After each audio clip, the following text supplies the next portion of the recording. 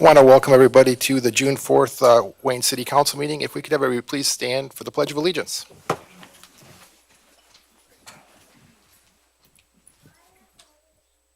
I pledge allegiance to the flag of the United States of America and to the republic for which it stands, one nation, under God, indivisible, with liberty and justice for all.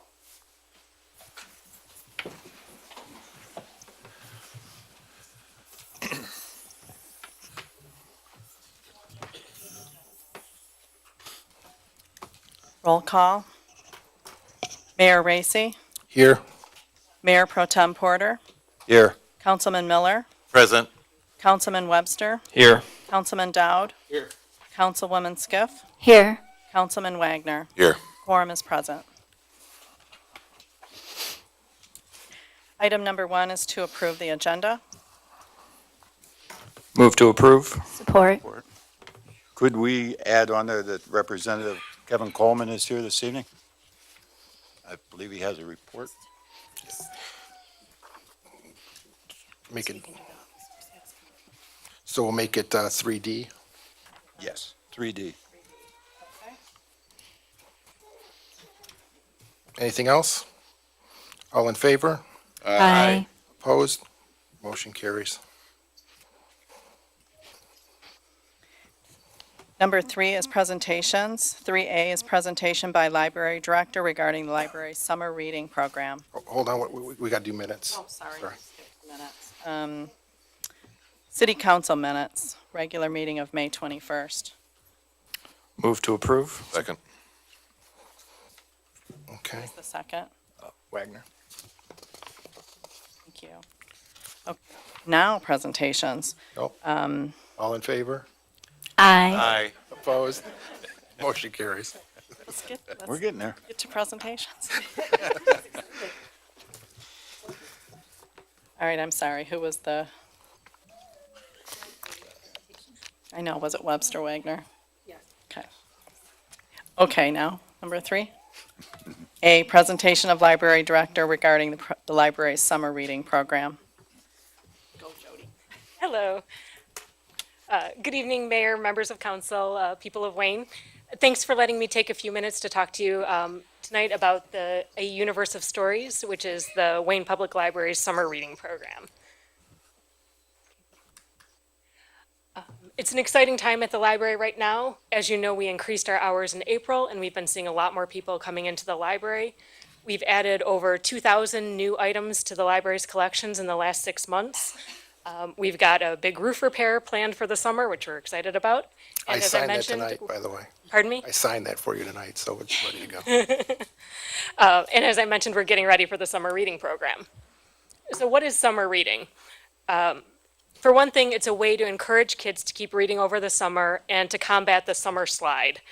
The research has shown that children who don't practice their reading over the summer tend to start school in the fall 1 to 3 months behind where they left off in June. So they've been improving their skills throughout the school year all year, and then they actually slide back during the summer. So participation in a library summer reading program is one way to keep kids reading and to help prevent that summer slide. But a summer reading program is much more than a way to set children up for academic success. It is earning prizes for keeping track of what you read. It's experiencing art, science, music. It is a way to get positive recognition and to reinforce good habits. And it's attending events and programs that are fun for the entire family. So this all gets started next week, next Tuesday, June 11th. And we've got summer reading programs and events for children, teen, and adults. And no one is too young or too old to participate in summer reading. One of the things that we're really excited about is that thanks to a grant from the Institute of Museum and Library Services, we're making some improvements to our youth room to benefit our youngest patrons. We'll be unveiling those changes in just a couple weeks at our Explore and Discover Early Literacy Free Play Afternoon. It's quite a mouthful, but it should be a lot of fun. We're adding some iPads loaded with educational games, a bunch of puppets, puzzles, blocks, play food and dishes, and all sorts of other toys to our youth room. This is going to be not only a lot of fun for kids, but these items are things that can help build their early literacy skills that they need to develop before they can actually learn how to read. For example, children pretending how to cook are developing sequencing ability. Kids playing with puzzles are learning the fine motor skills and spatial recognition. If they're putting on a puppet show, they're learning narration and narrative skills. So we're excited to be able to provide an environment where young children can explore and develop some of these building blocks of early literacy through play. And again, we'll be unveiling that in about 2 weeks. In addition to the Explore and Discover free play afternoon, we have a lot of other children's programs over the summer. I have flyers that list the different programs for children's, teens, and adults that I've given out to council members, and I'll have a whole stack out in the hallway after the meeting for anyone who would like to pick one up, or several up. Some of the children's programs that we've got planned are Celestial Legos, where kids can use their imagination and build amazing Lego creations. Rockets Red Glare and a Universe of Bubbles, where we'll be launching rubber band rockets and blowing gigantic bubbles and hoping for good weather so that we can do all of this outside. Designing and Flying a Kite, where kids will get to build and personalize their own kites and then see if they are flight worthy. We have a Rock Around the Universe program with Phil Kaput, where kids are going to get to try out a whole variety of different percussion instruments and make music together. It'll probably be a little louder in the library that day than usual. We have a Universe of Stories and Songs with Lynn Hartwig, who is an excellent singer and storyteller. We have Celestial Mobiles, where kids can make a model of the solar system to hang in their rooms. And then finally, at the end of summer reading, we have our Mission Complete party for children of all ages. Kids will get their completion certificates showing how many hours they've read over the summer. We'll have cake, give out grand prizes, and we'll enjoy a performance from this guy here, who's an excellent comedian and magician named Cameron Zavara. So, in addition to all the things that we've got going on for kids, we also have programs for teens. These are for folks going into grades 7 through 12, and we've got a full calendar for them as well. We'll be making tie-dye shirts, having an anime fans meetup, doing an Oreo taste test to see if people can identify all the weird, out-of-this-world flavors that Oreos have. You are too old to do that, I'm sorry. We'll be making Galaxy Slime, and we're also starting a teen book club. The teens also do have their own after-hours finale party. So this is going to be a special event after the library is closed, and they have to earn their invite to this by reading at least 15 hours over the summer. We'll have food, music, games, crafts, giveaways, and lots of fun being in the library after it's closed. So that's going to be a nice reward for the teens who keep up their reading. Finally, as I mentioned, for the first time in many years, we've got an adult summer reading program as well. Adults can earn prizes just like kids, and there are several events for grown-ups over the course of the summer. We're starting a monthly knitting and crocheting group. We were hosting a lecture and book signing on the book Hell from the Heavens, which is about a kamikaze attack during World War II. We'll be getting crafty and making book flower bouquets from old book pages. We have a music trivia night planned where you can test your music knowledge, covering everything from the 1950s through today. And we are also starting an adult book club. Finally, I did mention prizes. Everyone who participates in the summer reading, from the youngest baby to the oldest senior citizen, can earn prizes for reading, including free books. Plus, you'll have entries into our grand prize drawing, and we have a lot of amazing prizes to give away, such as a telescope, push scooters, gift baskets, passes to local attraction, gift cards, and much, much more. All of the grand prizes are going to be on display in the library's lobby, so you can take a look at them when you visit. And we wouldn't be able to offer such amazing prizes or to host the programs that we are without the support from our sponsors as well as the community.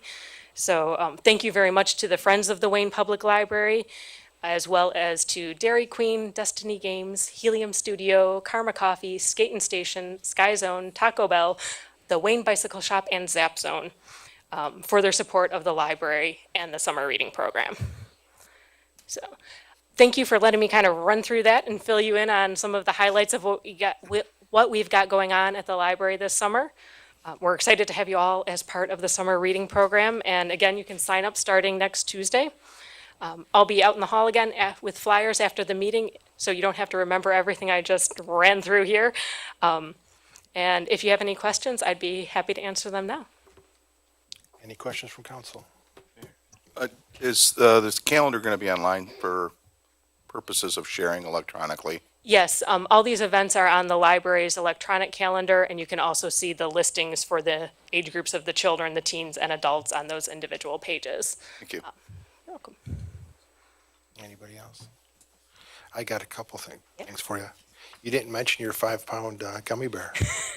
One of the grand prizes for teens is a 5-pound gummy bear that's nearly a foot tall and is the most disgusting thing you've ever seen in your life. But it is an eye catcher. Yeah. And then we can talk afterwards. I met with the superintendent of schools, and I've got a way that working with the schools that you can advertise that stuff in some of the schools. So we can talk about that. I'll get you the information for that. Wonderful. We've been going to the elementary schools, but the They- more I've got a way to- information we can get out, the better. Okay. Thanks. Thank you very much. Thank you.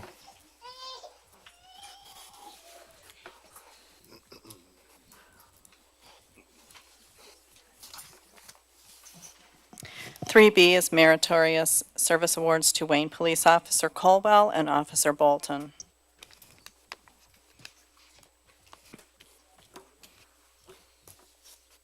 Thank you, Mayor, members of council. We'll start with Officer Colwell. I mentioned this incident when he received the Police Officer of the Year award. To begin, Meritorious Service Award, that's one of the highest honors that we could receive as a police officer here in Wayne. So Officers Colwell and all on-duty Wayne police officers were dispatched to an armed robbery in progress in downtown Wayne. The officers arrived, confirmed the subject had a weapon and just robbed this local business. Subject fled on foot. Officer Colwell chased the subject on foot. I watched the surveillance video of him. Officer Colwell closed distance on the subject, tacked him to the ground. He was safely arrested, and the weapon, the loaded handgun, was safely recovered. So he got a dangerous criminal off the streets, and he kept our citizens safe. So he's certainly deserving of this award. Officer Colwell.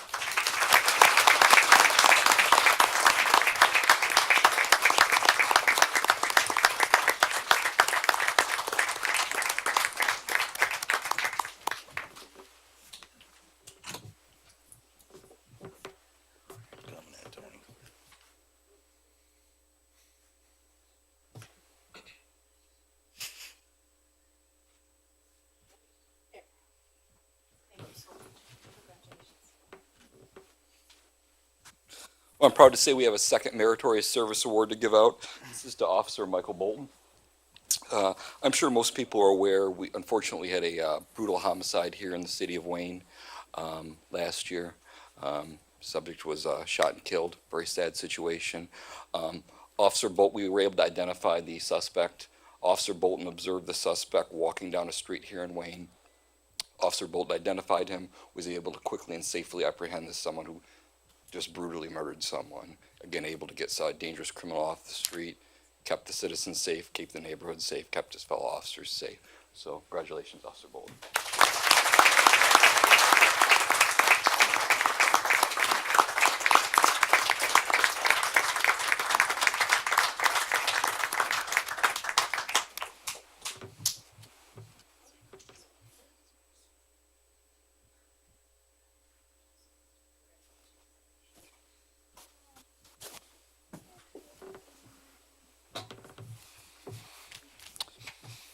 So next we have several commendation awards. They're still very high honors. It's kind of one step below the Meritorious Service Award. First is Officer Talmadge. Several officers were dispatched to, unfortunately, a brutal assault, including where someone was very seriously injured. Officers Talmadge and Whalen arrived. Officer Talmadge administered aid to the woman who was bleeding severely from the neck and recovered the knife used in the assault. So he was able to keep everyone safe, and the woman survived and is fine. So thank you, Officer Talmadge.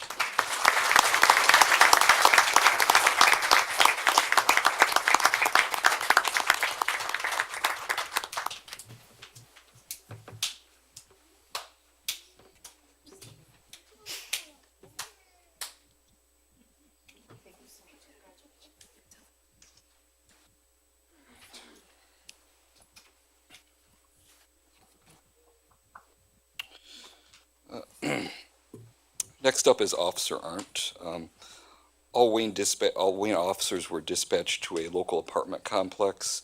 Unfortunately, again, on the result of an assault where 4 people were actually seriously injured. Officer Arndt and his partner were able to locate the suspect who fit the description given by dispatch, able to quickly apprehend him before, frankly, he assaulted anyone else. So congratulations, Officer Arndt.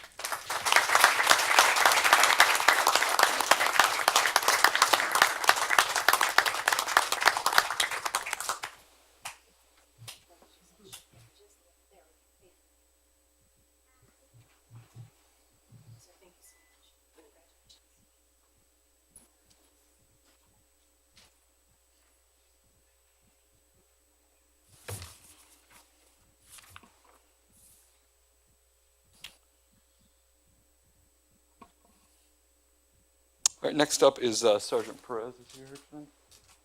Okay, we'll skip that. Next up is Lieutenant Schmicky. Back in 2001, when Lieutenant Schmicky was a young officer, he took the report of a sexual assault of a woman. It was a very disturbing incident. I'll spare everyone the details. But again, 2001, that's quite some time ago. Well, the case went cold. But Lieutenant Schmicky followed this case throughout his career, kept continually developing leads, was able to make some just absolutely mind-blowing connections between the suspect committing these crimes in other states, other cities here in Michigan. Unfortunately, this person committed numerous other sexual assaults. And Lieutenant Schmicky was able to identify the person, and that person is in prison right now. I'm very confident that his police work stopped numerous other assaults of this nature. And so for that, he's getting a commendation award from us. But in bigger news, we also recommended him for a Michigan Association of Chiefs of Police Distinguished Service Award, which is an extremely high honor. Typically, only maybe 2 people in the entire state of Michigan get this award per year.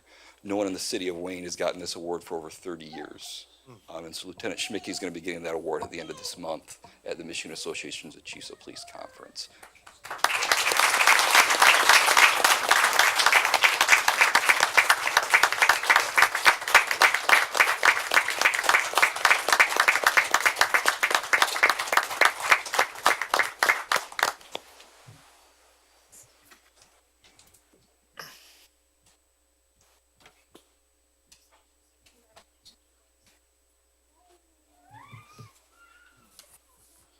I think that's everyone, right? Is anybody? Okay. All right. Congratulations. I'm very proud to lead this organization. Congratulations, everyone.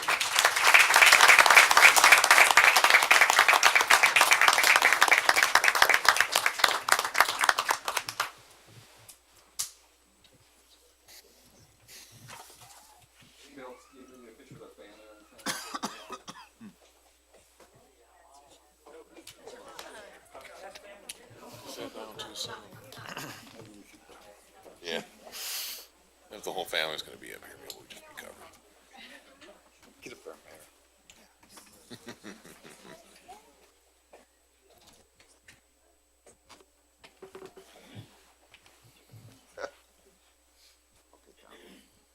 All right, very good. Anybody else?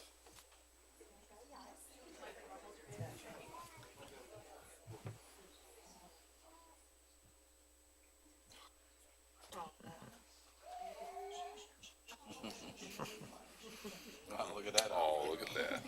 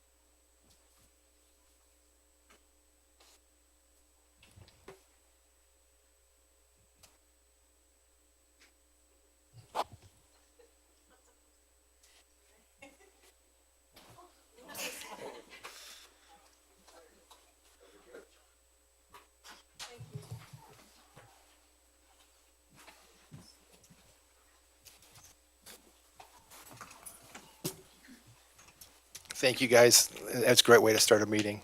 We appreciate everything that you guys do for our community. Let's give them another round of applause.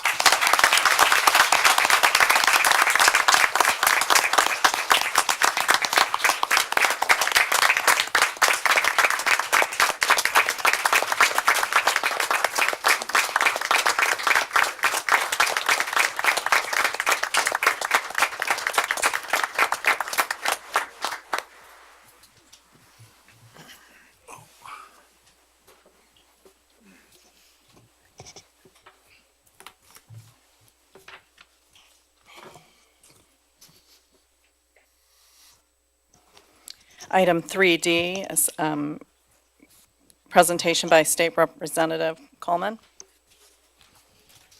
Good evening. Good evening, everybody. Thank you, Mayor. Thank you, Wayne City Council. Thank you, City Manager. I appreciate you giving me the time to make a quick announcement. And I got to say, it's a great night to be here, to hear from Chief Strong and to hear about all the great officers that are working so hard and doing a fine job keeping our community safe. It just warms my heart to hear the great work they're doing and see the families that are so proud of them. So it's just great to be here. It's always a pleasure to visit the city of Wayne, and it's an honor to represent you up in Lansing. Been working very hard on your behalf. I just wanted to come tonight and just share with you, I'm going to be doing a Wayne and Westland Town Hall that's going to take place this Saturday. It's going to be at 11 a.m. and it's going to go to 12:30 p.m. It's going to be at the Westland Library, and that's going to be open to the public, and I want to invite everybody to come. Again, it's this Saturday at 11 a.m. And we're going to be covering topics including the state's budget that we're working on currently. We're going to be covering auto insurance legislation that just was recently signed by Governor Whitmer. And then we're also going to be covering roads. And then actually I'm going to leave a lot of time for Q&A. I've done town halls in the past where we didn't get a whole lot of time for the residents to ask questions. So I promise that we'll leave quite a bit of time for that this time on Saturday. And also I'd like to give out my contact information. Our office phone number in Lansing is 517-373-2576. Our office email is kevincoleman@house.mi.gov. And then something I've always done in Westland, and I think it'd only be right to do that here in Wayne, is I give out my cell phone number. And I ask that people leave it to state of Michigan related questions. But I do want to remain accessible, and I ask anybody in the community if you want to give me a call yourself. I'm open to taking calls on my cell phone. My phone number is 734-751-6321. That's 734-751-6321. Thank you again, and have a good night. Thank you. Thank you, Kevin.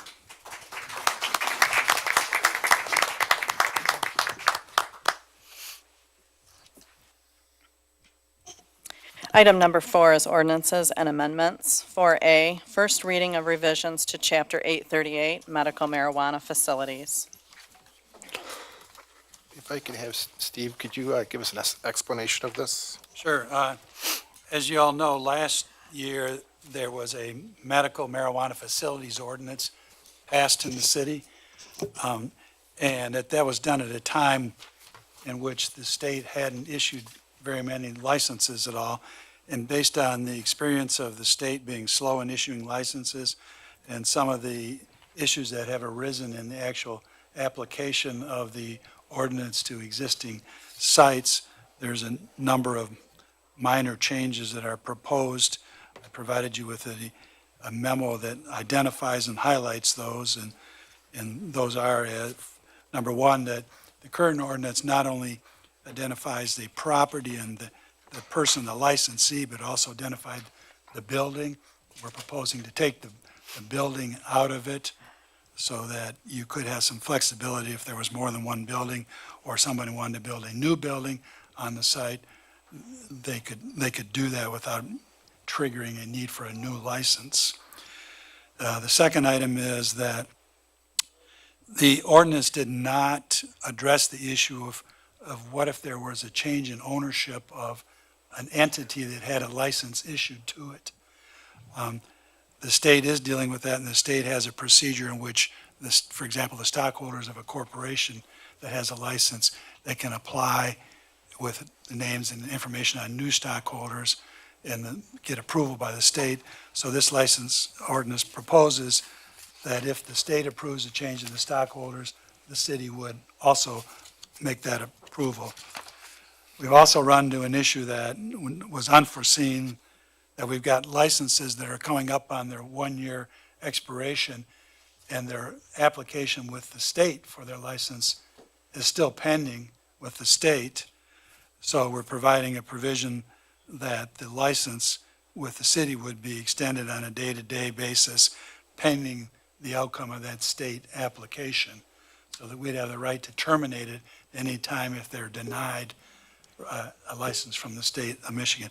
And that's happened with your ones that were grandfathered in that were actually operating before the state licenses. And the state has been extremely slow in issuing licenses.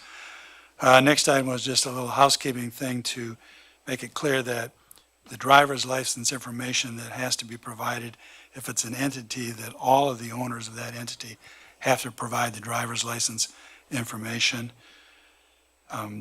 That wasn't clear in the ordinance before. The ordinance is proposing to remove industrial 1 zones and industrial 2 zones, just say any industrial zoning district would be satisfactory for a location. And then on provisioning centers, we're proposing to remove the 1,000 feet requirement between provisioning centers. And my memo, paragraph 7, was a little bit incorrect because I left out the point that we're leaving in the fact that you still have to be 1,000 feet from residentially zoned school property, parks, or churches. But in between provisioning centers themselves, there wouldn't be a 1,000-foot requirement. And there still is going to be a 500-foot requirement to be away from the downtown district as defined in the current master plan for what the district is. Secured transporters, there's a proposal to, that the 1,000 feet from residentially zoned properties, churches, and houses of worship would be removed. The reason being that if they're zoned properly, there really is no exterior adverse effects from them any more than there is any other businesses, because transporters cannot have any product at their site. This will basically just be some vans or those kinds of trucks that would be parked there in the evenings, and then there's an office dispatching type operation. But the materials themselves, they're in the business of moving the marijuana products from location A to B, but they don't keep them overnight at their facilities, or when the vehicles come back to their facilities, they're supposed to be empty. So it was viewed that there really wasn't any adverse effect that they would have on the local businesses or homes near them. And then we got a provision to try to tighten up the issuance of licenses. We're running into the problem that we're issuing the licenses before the state was, and we wanted to make sure that going forward, that wouldn't happen. So somebody's got to receive their preliminary approval, which means all their background checking completed satisfactory by the state before we would issue a license. And the city wouldn't issue any certificates of occupancy to a location until they had their state license, to make sure that we don't have any more than the original grandfather ones that try to operate prior to getting their license from the state. That again is also really a reaction to the slowness of the state in issuing licenses. We've added that in addition to being delinquent in your taxes, that you can't be delinquent on any water bills and or any special assessments and get a license. And then on the last one, this doesn't relate to the marijuana facilities, but to the caregiver operations. Your ordinance had provided that you had to be in a residentially zoned location if you were a caregiver that was growing plants. There's been court decisions that have said that they can be in commercial or industrial locations also, and you can't prohibit them, again, as long as they comply with all your normal zoning ordinances. So this is a prevention of being in violation of the law by having a provision that's not enforceable.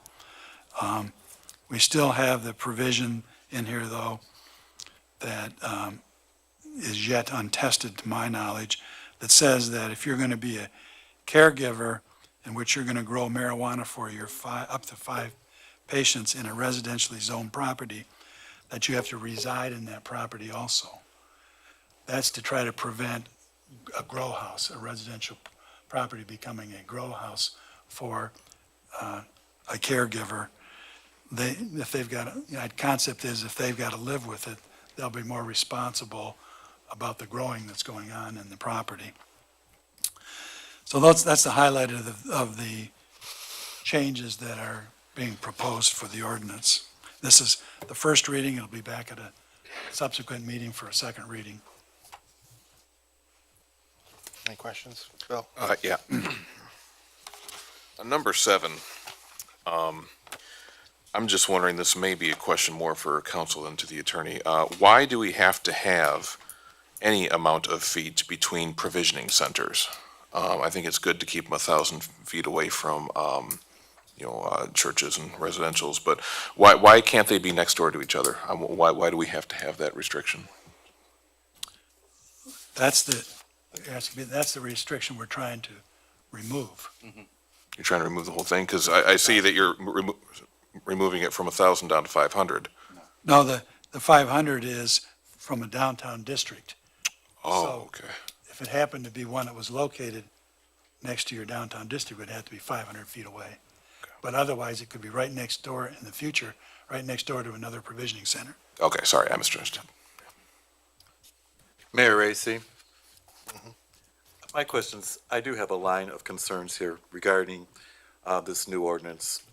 As I recall, about a month and a half ago, we had a closed session, and it was with Wayne Wellness regarding a lawsuit, and that we went ahead and approved to, the word I want to use here, make an exception of the variance for that property in exchange that they would drop their lawsuit. At that meeting, we were assured that this would not affect our current marijuana ordinance. Why is the sense of urgency come to rescind our current ordinance for this one?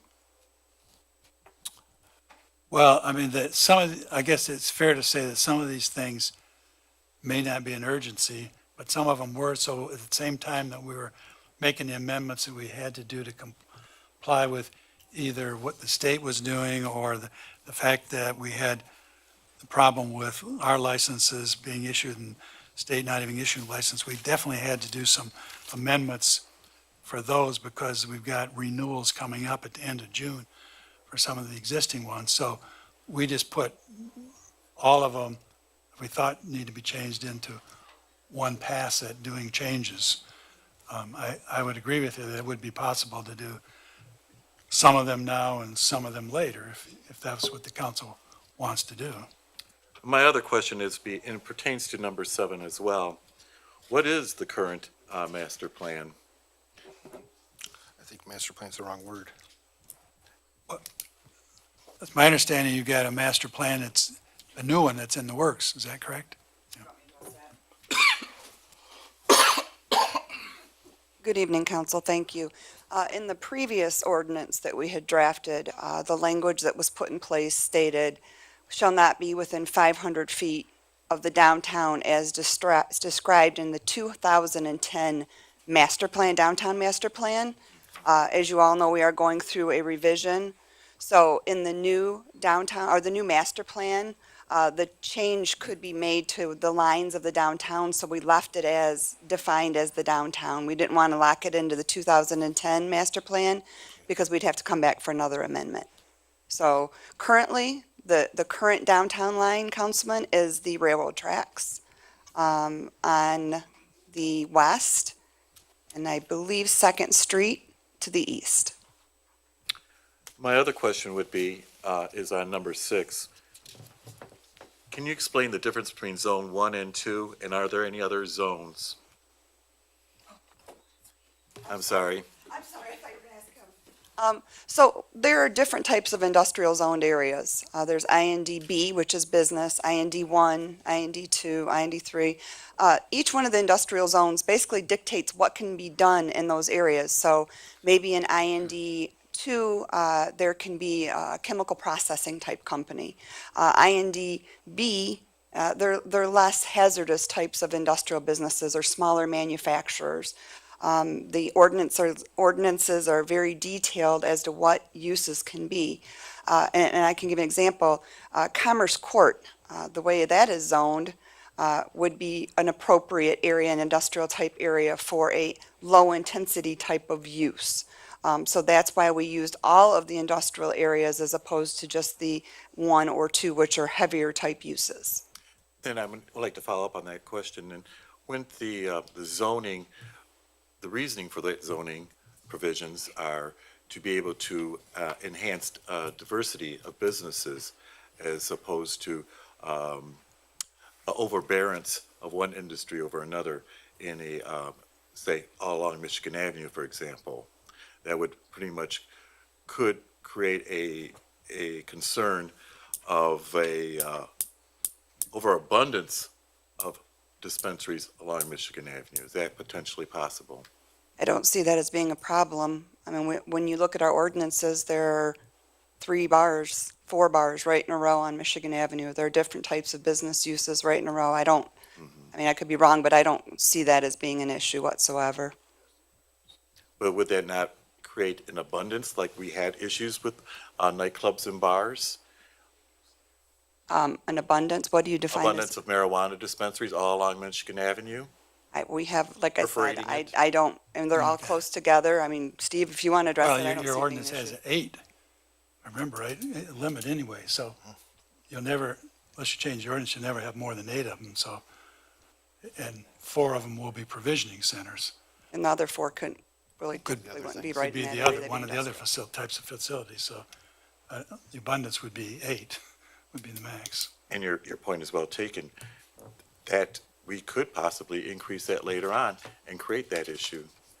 Well, that would be a vote of the council. I don't know why you would want to do that, but that would be a vote of the council. That's why we did vote, if you'll remember, with 4, because we didn't want an overabundance. So right now, currently, Michigan Avenue is a industrial business zone? No, there's many different zonings on Michigan Avenue, the entire length. Okay. Also, on number 2, it does mention about stockholders. Is there a way for us to be able to get a list of all the stockholder names of the interests of the marijuana facilities that are seeking to invest in this community? Those are filed by the applicant. I think the council had a reason to look at them. You could have, there is an exemption under the Freedom of Information Act for the data that's provided by an applicant as part of their application, so that it's not generally public information, but certainly a council person in carrying out your legislative function felt you needed to look at that material, you could look at it. Could we possibly be provided with that list? What are you referring to specifically? Specifically, the stockholders that would be making their investments in this community regarding that industry. Yeah, there's nothing other than I'm not going to show bank records. I'll have to make sure I just show the application. Okay. Is that sufficient, council? Sure. Also, I would like to know is, has the entire council had an opportunity, some of the newer members, an opportunity to have a copy of the original marijuana ordinance that we currently have to be able to compare with the one that we have before us? Have they? Is that a question? I'm sorry, what was Have they that? received a copy of it? Everybody should have gotten a copy of the ordinance, the original the- ordinance. Also, it's also available online. Okay. Yes. I mean, if assume you all have If you that. want it, there is a red Red line line version. version of the ordinance that shows you the ordinance as it is now, and in red, it shows you added words or crossed out words. We use that during our working sessions. I can send that out to the council if that'll be Can you helpful. email that out? Absolutely, I'll get that out to you all. My other question would be, wouldn't it be more prudent for us to first put in place a new master plan, then review this and look this over? Because my feeling is that by us making these kinds of, reducing the restrictions, we're kind of dictating potentially what our new master plan will be for this community. Not necessarily, no, we're not. You've already approved these uses in the districts previously under 838. So the only thing that we are doing is we are incorporating the additional two other uses, the secure transport, processing and safety compliance, and any additional type industrial zone. You already approved that previously, that's in our zoning ordinance, if you look. All the different zonings, INDB, IND 1, 2, 3, they all state medical marijuana uses as determined or outlined in ordinance 838. So you've already approved that portion of it. This portion is going to be in the actual ordinance itself. Any other council members? Steve, so, just so the council realizes, you didn't do the original ordinance. Correct. So this is your recommendations because you've seen the other ordinance and making it better. Right, along with the experience of the time that's gone on since the original one was Right. done. Okay, thank you. Any, Mayor Reese, excuse me, you mentioned something, you had some experience with other communities in building a ordinance, marijuana ordinance. Are they of the same size as this community? The concentration of dispensaries in this community would be offsetting and inhibiting a diverse retail environment for this size of this community? I mean, I haven't tried to make a comparison of the number of I mean, if square this- miles of the community compared to the number of permitted facilities they have to. I'm thinking this would be something more suitable for 4 times the size of this community than for the size of a community of ours, which is 6 square miles, but quite frankly, it's 4 square miles when you take the Ford plant out. So that could be, in lowering the variance of 500 feet, will increase will limit our ability to have a more diverse retail environment in this community. Well, I mean, there's two theories on where you locate facilities like this. Some theories is you keep them all together, they're easier to manage that way from a police perspective and other perspectives. And that's been done in other communities with other types of businesses. Or the opposite is some communities like to have them all spread out so that there's no, you don't have all the people that attend to those businesses all in one location. So I Suggesting think that's like- kind of a policy decision for the council as to whether or not you object to them being spread out, or whether you think it's better if they're all closer together. Or it really matters when there's just 4 of them. Through the chair, if I could, Councilman Miller, we are not adding any additional locations. So you have already approved 4. Essentially, if Wayne Wellness, Holistic Health, Wayne's Finest, if the state approves their licenses, our 4 is done. Then why are we even considering lowering the distance? We never know when one of the licensees is going to stop operating, and then you have another application. So and then it would be matter, because if the new applicant wanted to be next door to one that's already existing, then you'd have to know whether or not that would be permitted or not. So you need to provide, if you want a distance between them, it should be in the ordinance. If you don't, that's fine too. You take it out of the ordinance. Any other council questions? Any questions from the audience? Eric?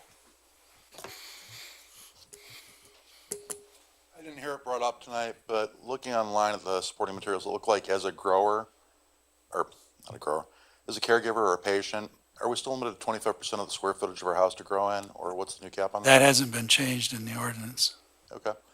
And then the second question is, with the sale of Kiwanis and J.C. Parks, it came up in the meeting that Mr. Schaefer on 38,000 Michigan Avenue, he's sold a lot of marijuana in the state outside of Wayne, but we were told he wouldn't be opening up there.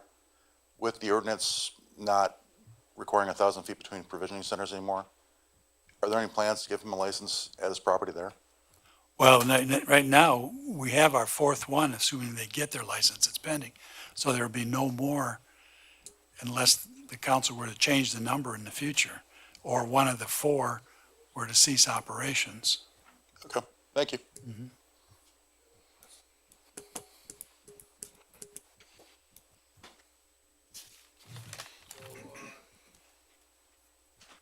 I have a friend that lives on, right off Biddle Street in Michigan Avenue. There's a grower, so-called grower, right behind our house. So he can grow forever and it smells like skunk weed. I already talked to the police about it, they said there's nothing can do about it, because you guys passed the ordinance. Is that true? It's a state ordinance. Well, if that person is growing because they're a licensed caregiver, Yeah, but he's, well, okay, he's within 500 feet of somebody's house. Would you want to smell that every day? It's a house. I sure wouldn't. no, and that's why the only way we're able to really control that is the two things we have done is, one, you got to live in there, so you got to live with it too, if you're going to grow. And you're limited to the plants for up to 5 patients. Right. And we have, as was indicated, the 25% of the area of the house that you're growing Well, in. he got 2 houses. He lives in the first house and he grows in the second house. Can't do that. Well, that's a Problem. that would be a violation, because you have to be residing in the home in which you're doing the growing if you're relying upon the right to grow as a caregiver. Okay, thank you, sir. All right, thank you, guys. Yep, thank you. Anybody else? Okay. Mayor Racy.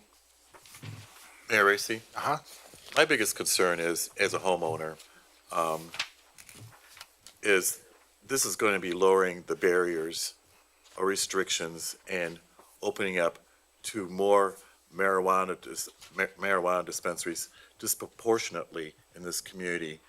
And I'm concerned that that's going to affect our property values, our home values. I'm not to be disrespectful, I don't even understand what that means. We already have the 4. We were not changing anything that we already said. You voted for it. I voted no. This is what you voted for. I'm not exactly sure why we're having this conversation. Well, by lowering the distance, we're opening up more opportunities for marijuana facilities to move into Wayne, to be lined up along Michigan Avenue. You're eliminating- You're offering the same amount that you did before. That's not You still can't exceed the 4.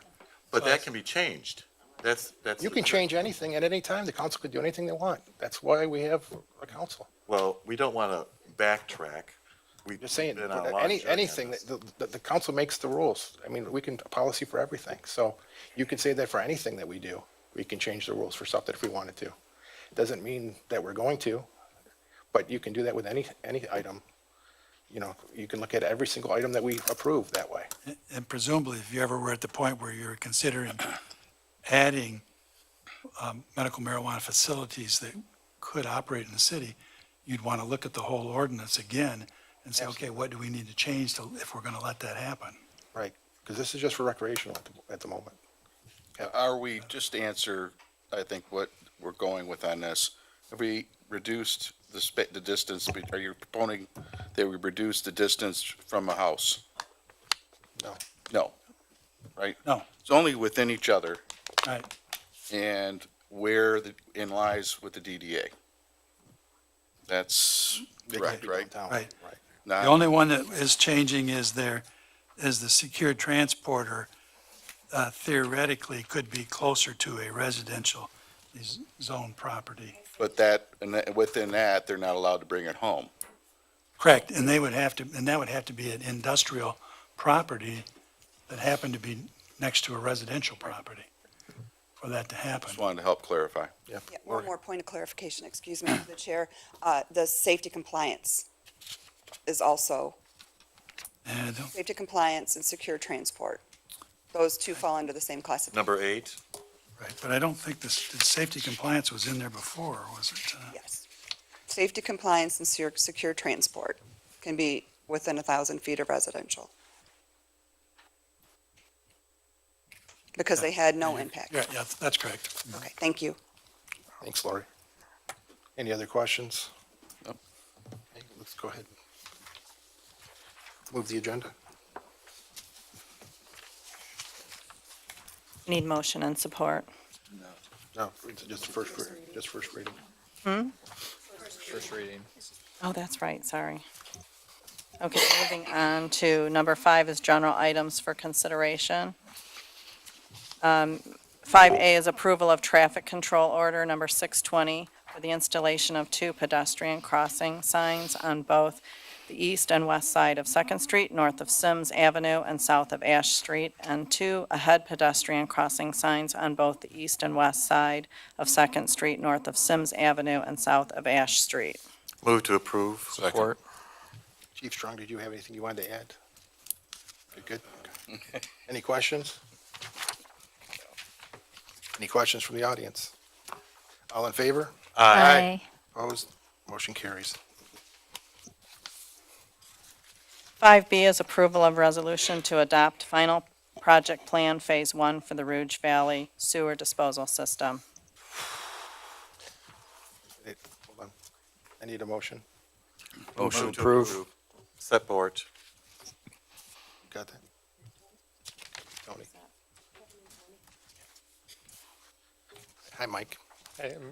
Mr. Mayor, members of the council, I have a resolution before you to approve for the Rouge Valley Sewer Disposal System. With us tonight, we have 2 people that have been extremely involved in this besides myself. We have Mr. Hitchcock, our city attorney, who not only represents us, but Rhimeless, and I'm not sure if another community, for the legal aspect of things. And we have the head of our consultant team from Orchard Hills and McClement, Greg Kavinsky. And Greg is going to give us a quick 5-minute presentation on what's happening at this time.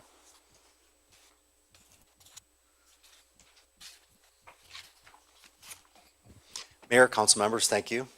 Good evening. Again, my name is Greg Kaczynski. I'm with OHM Advisors. We're the head firm representing Wayne County on the Rouge Valley Long-Term Corrective Action Plan. And just a little bit of a background on this system.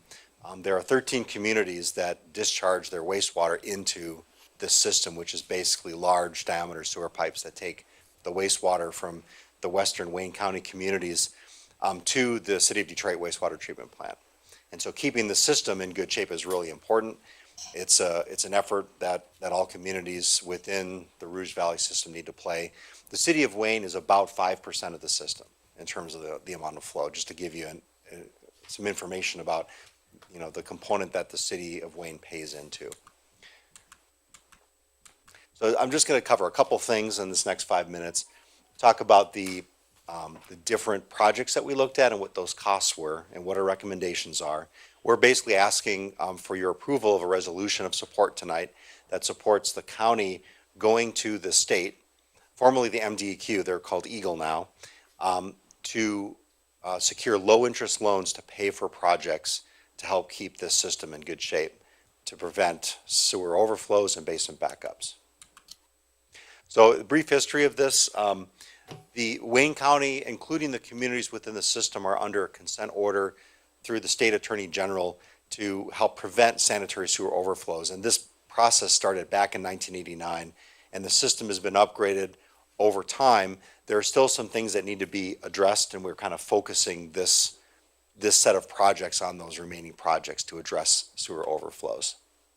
Some of the sewer system is almost 80 years old, and when you look under the hood, it doesn't really look all that good. A lot of it needs to be rehabilitated and replaced, and that's why, you know, these are things that cost a fair amount of money, which is why the county needs to work with the communities to make this happen. So what we're proposing to do is a series of asset management programs, and basically that's a way just to keep the system in working order, getting in the system with cameras, televising the system, and also addressing some of the manholes that are in the lower Rouge and middle Rouge floodplain. I've got a couple pictures I want to show you to explain that. Wayne County did implement, as part of a short-term corrective action plan, some sewer improvements within the system, which were completed about 7 or 8 years ago. And so what we're talking about today is the long-term corrective action plan, and that's what the county is seeking long-term low-interest loans from the DEQ or Eagle on. So this is due, the long-term corrective action plan, the SRF, it's called State Revolving Funding. It's a low-interest loan program. This report is due at the end of June, and during this month, we need to seek approvals of the resolutions from each of the communities. So the city of Wayne is just one of 13 communities that we're seeking the approval of this resolution for. The 5 projects, I'm not going to go into all the 5 projects. I'm really going to focus on the first one because the other projects, when we looked at them, were just too expensive. And the total cost of the different alternatives ranged from 80 million over 20 years to over 1 billion. And the 80 million is what we call the low-hanging fruit. It's the stuff that we know that needs to be fixed and will have a positive impact on the system, and so that's what we recommended. So basically what all asset management is just keeping the system in good shape, just like you replace the roof on your house, change the oil in your car. You just want to keep up with the system and make sure it's in working order, because if it breaks down, it's a lot more expensive to fix emergencies than it is to stay ahead of things. What we're really focusing on in the system with the asset management is to keep the river water out of the system, because when a gallon of river water gets into the system, all the communities have to pay for that water to be piped and treated at Detroit's wastewater treatment plant. So that's a big part of what that asset management plan is. There are several different projects as part of that. It's in the executive summary that you got. There's a little bit more explanation on that. The total cost is 80 million. That's over the full 20 years. It's about 50 million through the first 5 years. However, if the county can secure the low interest loans during the first 5 years, the actual amount spent in the first 5 years will be less, because those loans are on a 20-year term, so we can reduce the amount of cash that's needed. This is a map of some of the sewer system that was evaluated about 12 years ago. And it's kind of hard to see on this map here at this size, but a lot of the pipes that were evaluated 12 years ago were what we would consider to be fair or poor condition. And only some of those pipes were fixed. We have to get back in and start fixing the rest of those pipes. Another thing that we're finding is holes. We have large holes in sewer pipes. The one on the bottom caused a sinkhole in Telegraph just about 2 months ago. Wasn't as big as the one in Macomb County, but it could have gotten that bad if it had lasted. So we need to get into the sewer pipes, replace them, or rehabilitate them before this sort of thing happens.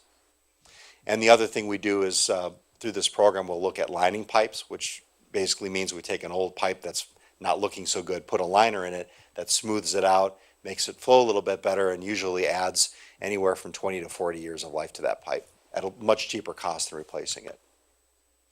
And there are about 700 manholes in the floodplain, and the reason that's important is that when the river level comes up, it gets into these structures. So this picture on the left, you see that manhole got dislodged. When you get a 1 foot of river over that structure, the water just pours into the system.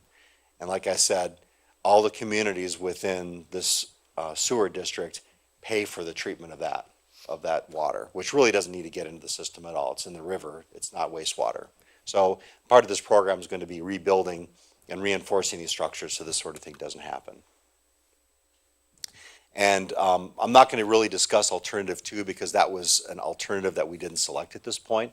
If we can't get all the river water out of the system in the first 5 years, it's possible that a couple of storage facilities will need to be built. Neither of those are identified in the city of Wayne. However, all the different communities within the system will likely partially share in the cost of that. But because the way that cost is going to be apportioned hasn't been even determined yet, we're really not going to discuss that. And that's what we're not asking you to vote on this project yet tonight. We're asking you to vote on the first 5 years of the program, which is asset management. And that allows Wayne County to take low interest loans to help pay for these improvements. And I just repeated this table because that's what we recommended, alternative one, which is asset management. We think it's the most cost efficient. And this is something that we've shared certainly with Mike and with all the other communities in the Rouge Valley system over the last several years. And so we've been kind of coming to this conclusion together over the last several years. So the next steps are to submit that project plan at the end of the month.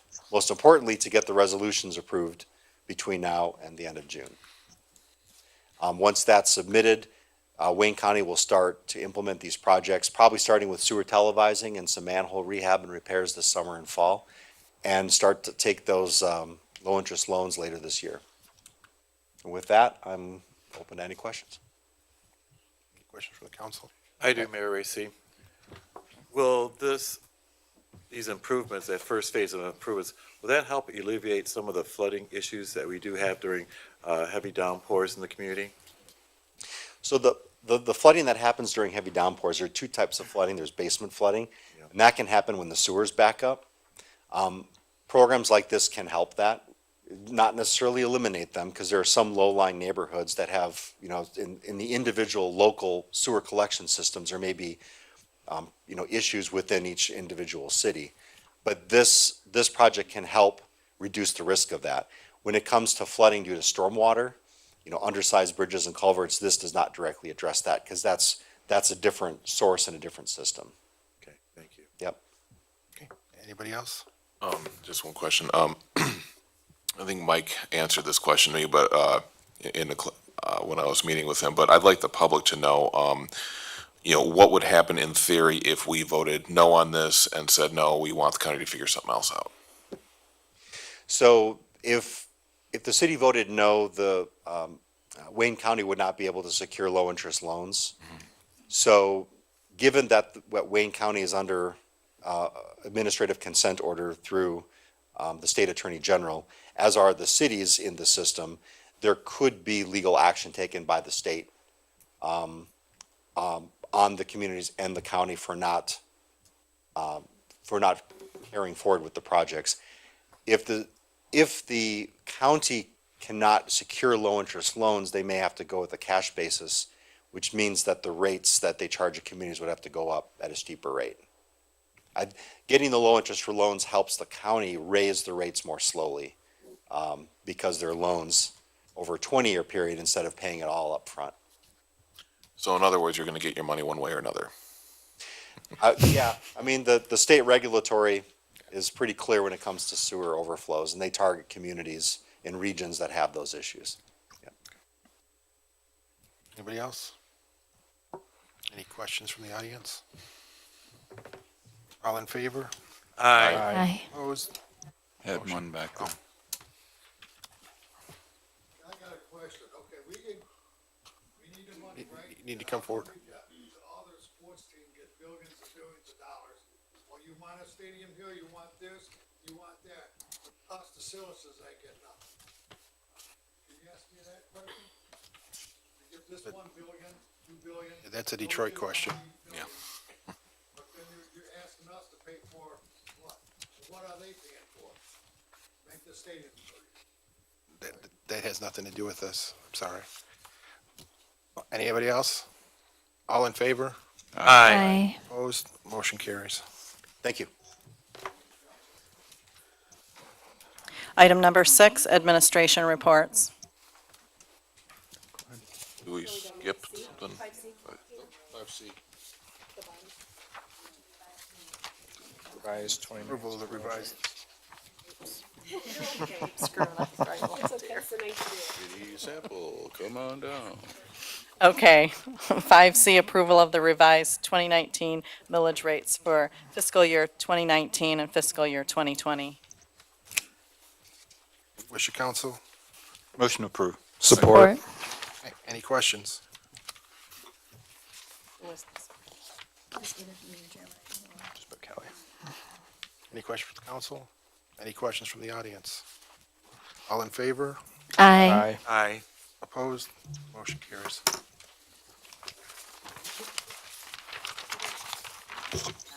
Yep, you got it. Turn the page. Okay, 6, administration reports. Through the chair. Mike, I probably should have caught you a little bit earlier because I'm going to put you up first, if you don't mind. There were two questions about lighting at the last question. One was about LED and one was about those areas in the city that do not have LED lighting. Mike's going to address those this evening to the best of his ability. Thanks, Mike. You're welcome. Mayor, members of the council, we had two questions regarding LED lighting. The first one was, what kind of benefit should we have expected? What kind of benefit have we seen?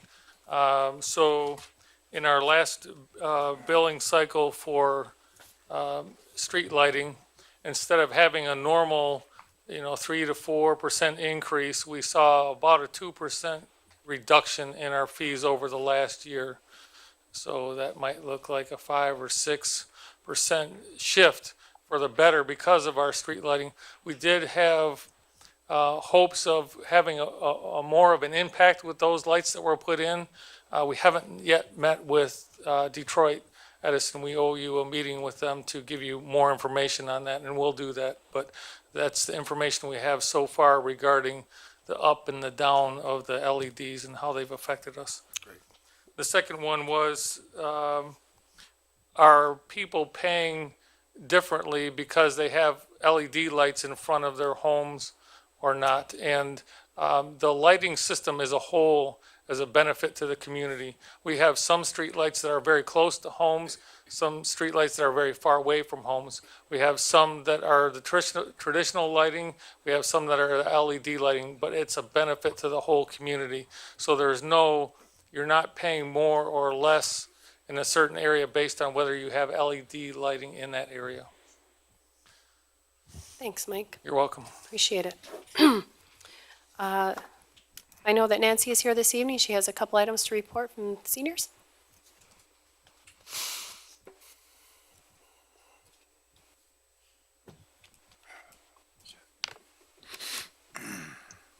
Shorter. Good evening, Mayor and Council. I just wanted to remind everybody about a couple programs. Both happen to be on Thursday, June 13th. First one is Food and Friends. It's at 11:30. Come join me for lunch. We meet at Nick's Coney Island at Metro Mall. This is a chance for you to socialize, have some lunch with other people. Everybody does have to find a way there, and you pay for your own lunch, but it gives you a chance to get out. Last time we had like 10, so it's growing each time we do it. The other program is Thursday night. Chief Strong does a community information session. I invited Crime Stoppers, and they're going to join us that night, and they're going to piggyback on the evening, so it will be here at 7 o'clock on Thursday, June 13th. So please join us and find out a little bit about what's going on in the city, that the chief can update us. Also find out more about Crime Stoppers. And if you've seen the news, they've been advertising them a lot. So please come and join us and have a good evening and find out what's going on. Thank you very much. Thanks, Nancy. Through the chair, at the last meeting, there was a question about senior services. There was also a question about, and I apologize, I'm fighting cold right now, so I apologize for my voice.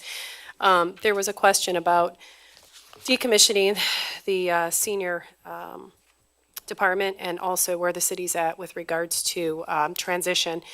And right now, as far as the transition, the city is in the process of setting up meetings with key groups and eventually including the Commission on Aging over the next month and possibly into July to discuss how we can create cohesive strategies so we can assure Wayne seniors have access to resources and opportunities and that those resources and opportunities are well communicated.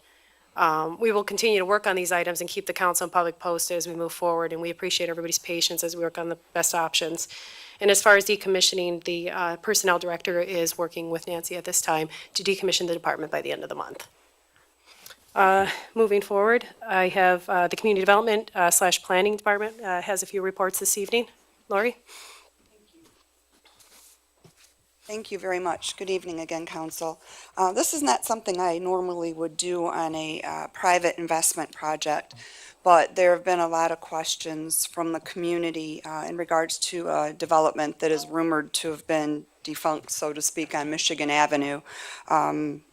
Actually, Mr. Clareman brought it up this evening, so it was kind of timely that I have this. I did get an update from the engineer that is working with the proposed development. If you remember, there's about a year ago, a proposed development on Michigan Avenue, a retail development with several outbuildings.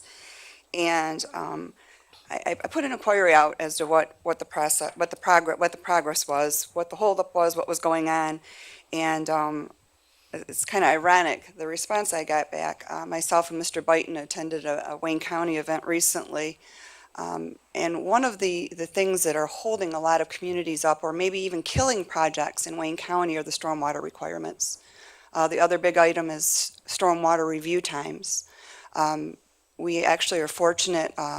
We do have a contact, we found out, very close to the city of Wayne that works in that department now, and she has indicated to myself and Mr. Byton that if we are finding that projects are being held up as a result of the review, they have had a change in administration there, to reach out to her, and she would see if she could figure out if there was an issue, what was going on, and help facilitate that.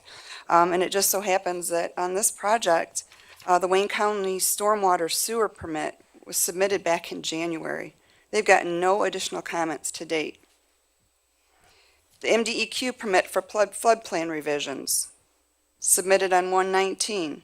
He's been checking for updates. He recently reached out to Patrick Durack. Mr. Durack informed me that it's still in his queue to be completed. So there's another stall. The Wayne County soil erosion permit, another issue, submitted in January, no feedback. MDOT permit in January. They got the comments back from MDOT on April 14th. So, obviously, I will be making a call to the county. I'm also going to reach out to Khalil that works with Executive Evans and have a discussion with him about this. I'm going to share this report with him. This has caused embarrassment for our developer because people have insinuated that he's not doing his project. It's very disturbing when you have someone who wants to invest in your community and there's constant insinuations that he's holding out or he's not going to do the project. So I really wanted to take an opportunity to share that with you and let you know some of the struggles that our developers do face. And it's not Wayne, it's Wayne County, period. And I was really pleased at the last meeting that Executive Evans did specify an entire portion of his program to this very issue. So I'm hoping we'll see a resolution to that in the very near future. Also, I have a bit more good news. I know at the last meeting I shared with all of you that the RRC, the Michigan Economic Development Corporation, through the Redevelopment Ready Communities Program, is going to be providing support to us for our master plan redo.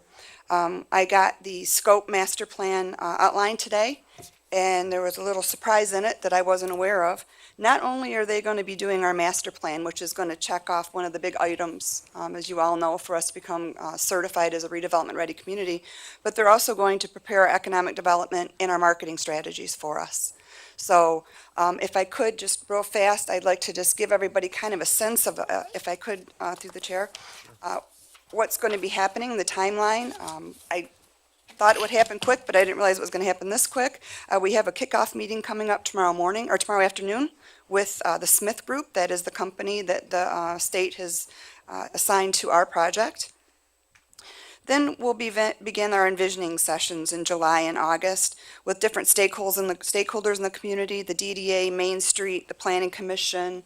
The Phase 3 will take place more in September with work sessions, land use work sessions, and assembling. And then by the time public hearings are held and such, it'll be December.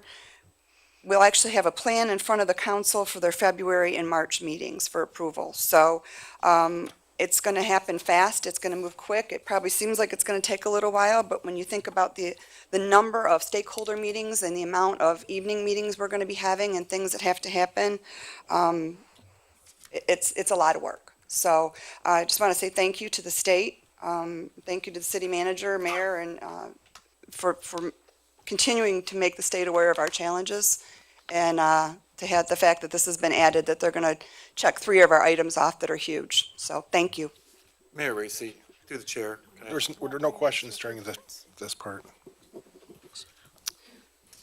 Okay, Mr. Mills, before I get to you, I just have one more item. We had our third park cleanup this weekend, and I'm happy to see we had over 20 volunteers, including staff. The fire department stepped up. We had quite the project on our hands, and Councilwoman Skiff and Mayor Pro Tem Porter were there.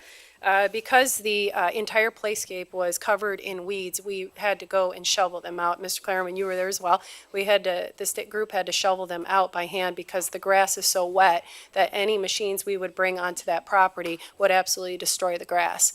So these volunteers got out, and Chief Strong and Tina was there as well. And we literally, everybody just pitched in. And I mean, I don't know how many wheelbarrows you had to do by hand over to the curb, Chief. It was a lot. What's that? 1 or 2.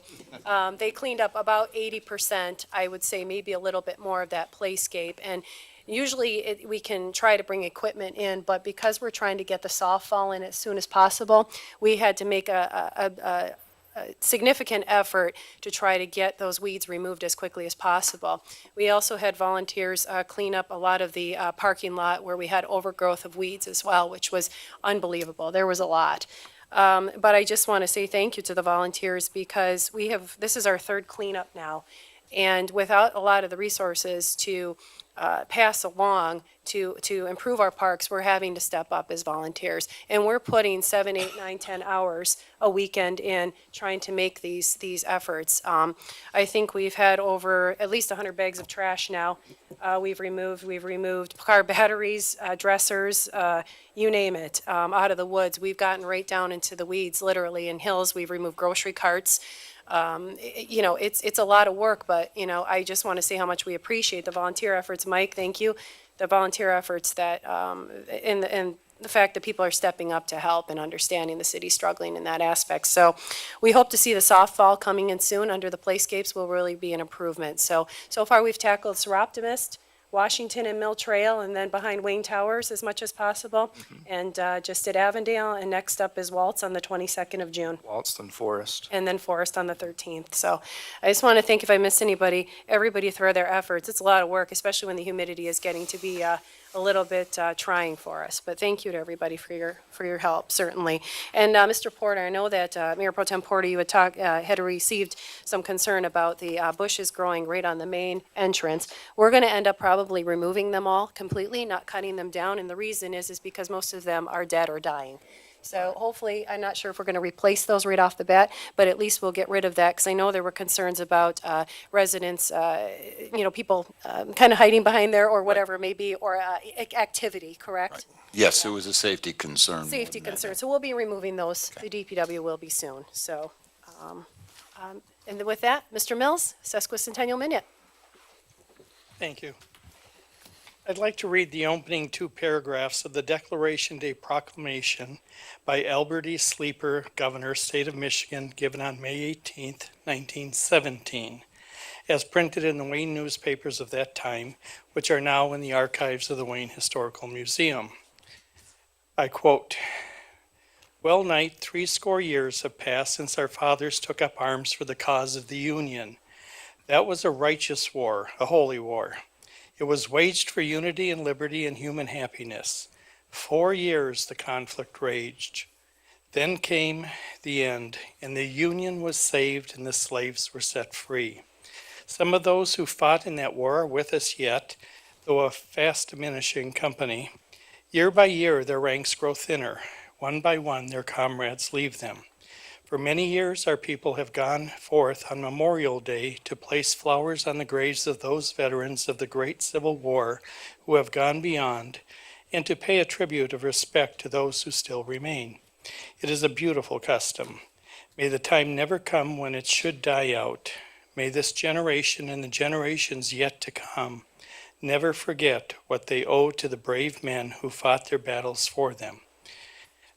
Now, Governor Sleeper went on to include veterans of the Spanish-American War, and he paid special attention to the Great War to end all wars, which just a month earlier the United States entered on behalf of the Allies.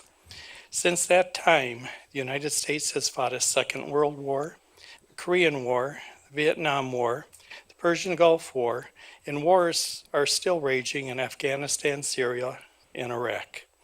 Between those major conflicts, U.S. men and women have fought in the Congo, Thailand, the Dominican Republic, Bolivia, Cambodia, Zaire, Grenada, Libya, Panama, Somalia, Bosnia, Haiti, Serbia, the Sudan, Kenya, Uganda, and Yemen.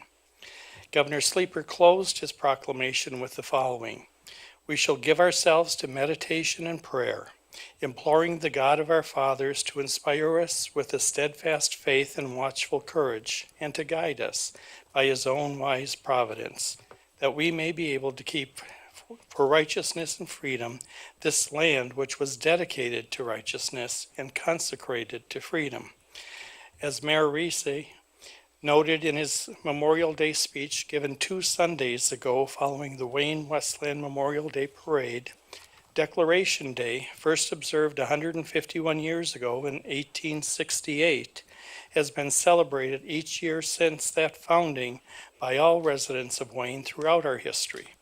The addition of the Wayne Rotary Club's rededication of the Wayne J.C. Veterans Memorial Rock on the museum grounds just 1 week ago tonight made this 150th Memorial Day celebration in Wayne doubly special.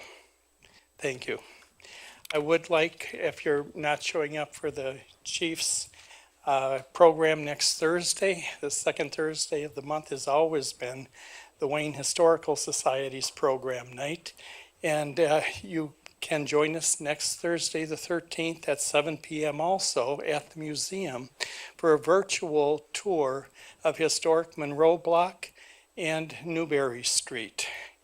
Following that presentation on, Wednesday the 19th and Wednesday the 26th of June, during the day, we'll have an actual walk down those 2 blocks in that, and again, sharing the same kind of information. So come to the virtual one next Thursday. If you missed that, come for a neighborhood walk the following 2 Wednesdays, either of them, to repeat those historic walking tours of downtown Wayne, the Old Monroe Block and Newberry Street.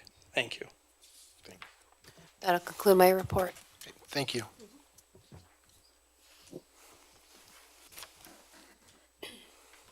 Public comments for matters not on the agenda. Citizens are to limit their comments or requests to 3 minutes. The City Council asks that if you do have a question or concern, to bring it to the attention of the appropriate departments whenever possible. If you feel the matter has not been resolved satisfactorily, you are encouraged to bring it to the attention of the city manager, and if still not resolved satisfactorily, to the mayor and to the City Council. The mayor, the City Council, and the department heads may not respond to the questions at the meeting, but will respond by the next City Council meeting or as soon as possible, once they have looked into the matter. Thank you. Bernadette? Good afternoon, members of council. Bernadette Brock, John Hicks. Recently, I've been having some home projects. I know y'all think I'm going to go on a permit because you guys have talked to me, but that's not it. I want to acknowledge one of our inspectors, John.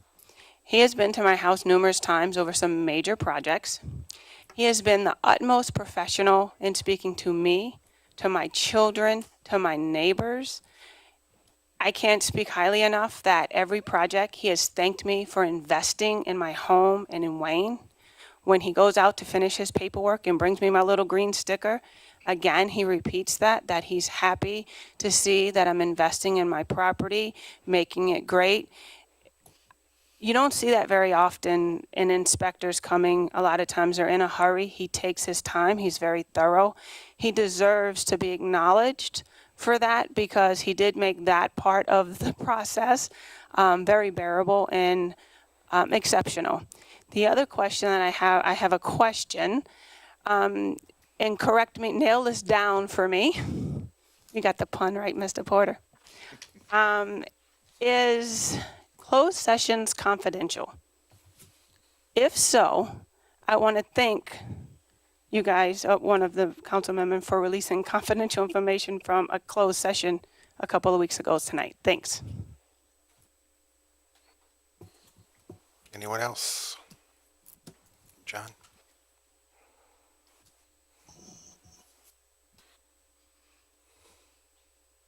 Mr. Mayor, members of City Council, John Van Stiptunk. I represent the Commission on Aging, the Rotary Club of Wayne, Wayne Main Street, and I think I speak for the majority of the seniors of the city of Wayne. At the last council meeting, I asked you to present a plan in writing on how you would communicate to the citizens of Wayne and the seniors of Wayne on the elimination of senior services. It has not been done. Lisa, you spoke on some things that was a lot of words, but very little content. The request was to have it in writing, the plan, and to how you were going to communicate. You have 25 days left until July 1, which when the new budget takes over.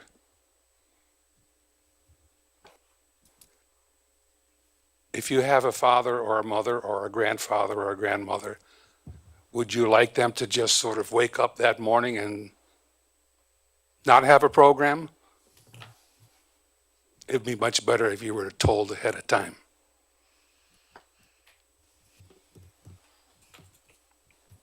Anybody else? Eric?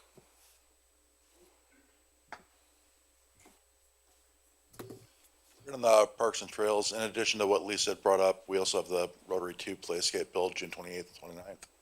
Just wanted to remind everybody about that in case anybody wants to volunteer for it. It's going to be a good project. The more hands we have, the better it'll go. The manufacturer's asking for at least 16 people to put it together, so the more we have. Also, recently we've been walking quite a bit, trying to lose a few pounds, and notice more and more people are just turning right on red while you have pedestrians in the intersection. Number of different intersections. I appreciate if people just pay a little more attention to what they're doing. Thank you. Thank you. Anybody else?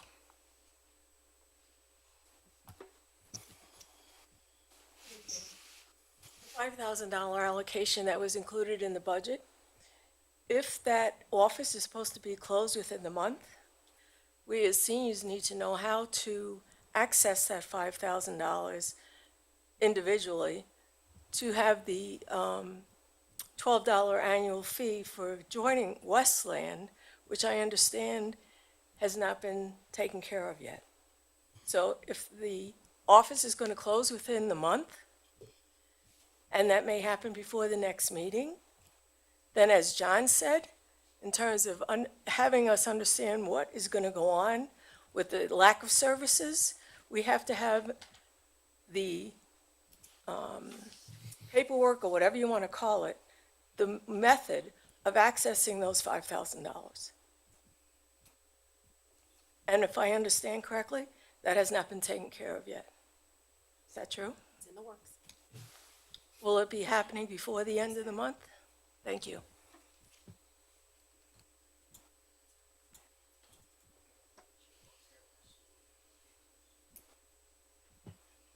Anybody else?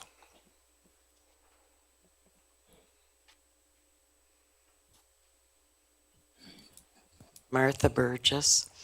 It's my understanding that the Westland Senior Center, besides the $12 membership, you also have to pay a $25 facility fee to use the building?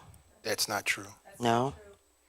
That's for additional things if you want to participate in other things. Okay. I was going to say at $37, that would only cover 135 citizens. Yeah, that's not true. Anybody else? Okay, go Go ahead and move the agenda. Number 7 is items for next agenda. Mayor Racy, I would ask that we put on the next agenda a discussion regarding senior services. There still remains many unanswered questions. Are we disbanding the Commission on Aging? Where are the monies that we currently have, the funds, going to be used for, et cetera, et cetera? There needs to be more of a discussion regarding this very serious item.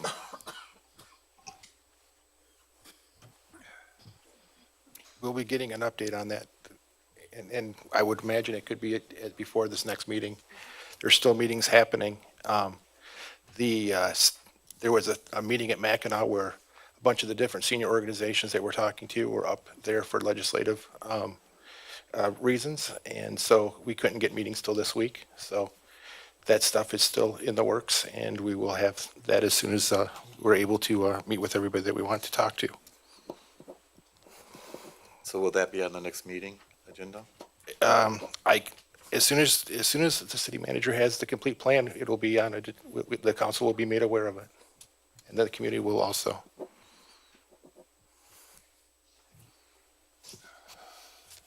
Anybody else? Okay. Go ahead and move the agenda. Item number 8 is consent calendar. 8A being Wayne Housing Commission minutes of April 10th, 2019. Wish of council. Motion to approve. Support. All in favor? Aye. Opposed? Motion carries.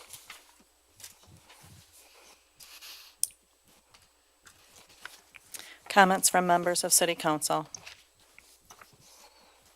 Councilman Wagner. Thank you. Just want to thank again all the volunteers that helped with the park cleanup this past Saturday. Sorry I wasn't able to be there. Wayne is just a great city. We have so many volunteers that everybody's doing their part to make this city better through these hard times. Next, I wanted to thank Stan Shelton, the president of the Chamber of Commerce, allowed me to visit this morning. I would encourage everyone else on council to visit the Chamber of Commerce and visit the wonderful people that are part of that and see what they're doing to help the city. Other than that, I was, on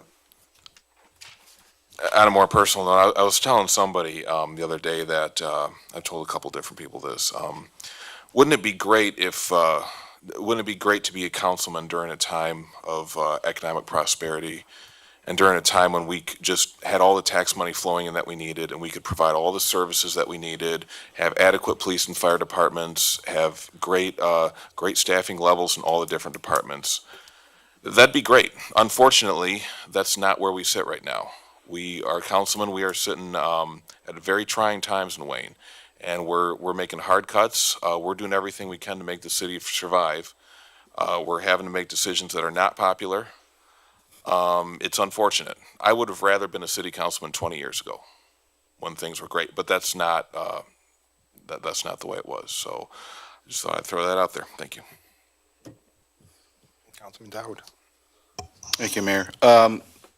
First want to say how wonderful it is to see the awards tonight for our officers and thank them for putting their life on the line and keeping us safe. And hopefully we'll see more of these awards from our other service departments. It's great to see the positive things as well as have to deal with the negative things. Memorial Day Parade, thank you for making it possible for me to drive and not walk in the parade. It was a abbreviated parade, but the services were profound afterwards and very compelling, and I thought very exceptional to be participating in. I'm very proud that Wayne was standing next to Wayne Westland in that capacity. Our director of library got me all excited for the summer. I'm going to do what I can to pass it along electronically, and hopefully I can earn a book. Lastly, I just want to wish Mayor Racy happy birthday. He's 28 today. Yeah. And with that, I'll pass. Thank you. Councilman Miller. Thank you, Mayor Racy. First of all, I want to thank the organizers of the Wayne Westland Parade. It was truly a solitude of respect for the men that served to protect our liberties here today. Also, I want to thank the Rouge Rescue volunteers who made an extraordinary effort in clearing our river along Elizabeth Street there. And also the fact that this is Michigan Great Lakes Week. I would encourage anybody and everybody to take a walk along our riverfront that we have in this community. We're one of the fortunate communities in this area that has that sort of an asset, and I want people to know about it because it really is a step up north. We're just going from our downtown, steps away from our downtown. And also, I want to mention the Historical Society because they are doing a lot of fantastic things, just as much as the library is. And there is one that's coming up this July 13th. It is a family fun day, and it is about Get Your Engines Roaring. So please take a look at some of those. We do have a lot of great people here that are doing some really blockbusting events, like you heard about the library this evening. And last, I also want to extend our condolences to the community of Garden City, the loss of the police officer this past week. As you saw tonight, these men and women do put their life on the line. They do have families. And tonight we did see a young family here, and, you know, it's never a happy moment to see any police officer of any community being gunned down when they're there to protect us and protect our livelihoods, our liberties, and our properties. So with that, our deepest condolences to the city of Garden City on their grievance this time. That's it. Thank you. Councilman Webster. Thank you, Mayor. I just want to wish you a happy birthday as well. And for the record, he told me he was 40 again, so I just want to put that out there. I want to remind everyone that the Fire Department Charity Barbecue is upcoming on Saturday the 22nd, so please consider coming out to support them. And to kind of echo some of the other things I've set up here today, to all the volunteers at all the park events recently, thank you so much. These parks are starting to look a lot better. They're going to start to look a lot better once we get the soft fall. And it's no small part, aside from the volunteers, but DPW has been putting in a lot more time at these parks. They were just at Seroptimus the other day, actually touching up some of the signs. And while that may seem like a small thing, when you drive by these parks, it really does pop out. It makes them more noticeable, and it makes it a lot more attractive for people that not only live in the area, but people that drive through. So it is a nice thing to see. And with that, I'll pass. Okay, thank you. Councilman Skiff. Thank you. I just wanted to say a few things tonight. First of all, I wanted to just say that I'm really excited about hearing tonight about the development of our master plan for our city. I didn't realize, I went to an event last Wednesday in the museum, and I didn't realize we have not had a master plan since the formation of our city, which was a village at the time. So this really is a big thing. And I'm very excited about it. And I just wanted to, share that with you. I know last week when it was first announced, it didn't really get much attention due to the sensitive nature of our vote last week. But hearing about it again tonight, I just wanted to tell everybody that I'm very excited, and thank you to Lori and Lisa and everybody that made this happen. I think this is a really good step for our city. There's an old proverb that talks about where there's no vision, the people perish. And I'm just so excited to hear that our city is going to have a vision. So the next thing I wanted to say, just a few things. I wanted to congratulate our mayor and his wife for 24 years of marriage, which they celebrated yesterday. So I'm so excited for them and hope that they have many more to come. Thank you. And I also wanted to say happy birthday to our mayor too. And I also have a card here from all the members of council that we signed for you. Happy birthday, Mayor. Thank you. Thank you. Mayor Pro Tem? I'm going to pass. You're going to pass. Wow. I can't talk. It's getting worse. Yeah, well, thank you. I have a couple things tonight. Another event that's happening this weekend, it's at the same time as Representative Coleman's event, is Relay for Life at Tanton Park in Westland. It's the Wayne Westland Relay for Life event. Starts at 11 o'clock and goes all day through the night. So if you guys have a chance to go check that out, it's a very worthy cause, and they're definitely making a difference in the fight against cancer. And let's see.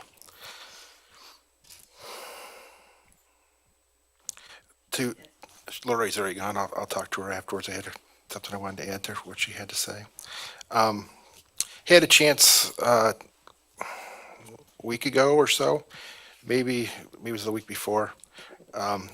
Went over to the Wayne Towers and had lunch with Bob and some of the residents over there, and got a chance to have one of the congregational meals that they do, and walk through the steps of the Meals on Wheels program that's going on, and very confident that will continue without any issue over there. They're doing a really good job with that, and that's all done within that, housed within that area with what's happening with that, and then our drivers go out and take it to our residents. So very positive experience over there.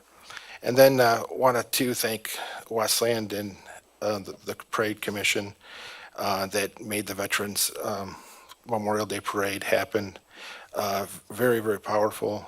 I was glad to see that come back. Our veterans deserve to be able to have that and remember their fallen friends that died for our country. And then we had the rock ceremony with the Rotary on last week with the 1966, May 30th, 1966. It was a J.C. Memorial Rock, a Veterans Memorial that was placed there, and had the privilege of speaking at that. And I want to thank the Rotary for that opportunity, and thank the J.C.'s for originally making that happen. It's very powerful. When I talked at the meeting, at the ceremony, didn't mention some of the wars that I mentioned, all the wars and all the people that were lost, and there were still people out that they don't know. They're still calculating, so they don't have final numbers on some of the things. And just this week, I had a friend that served over in the Gulf War in Saudi Arabia, who had to live in the sand. They tunneled under the sand, and that's where they made their housing. And he got sand in his lungs by serving our country, and had to have a double lung transplant a few years ago. And he died on Sunday. And just makes you really think about our freedom and what people have done for us in stepping in and protecting us. And I want to thank Rod for that. He would have been at my swearing in, but he was at the hospital dealing with this issue at the time. His wife and his mother-in-law were here, but very close friend. And I just don't think people realize sometimes how lucky we are, and the people that have went before us and protect us, and we should not take that for granted. So with that, can I get a motion to adjourn? Motion to adjourn. Support. All in favor? Aye.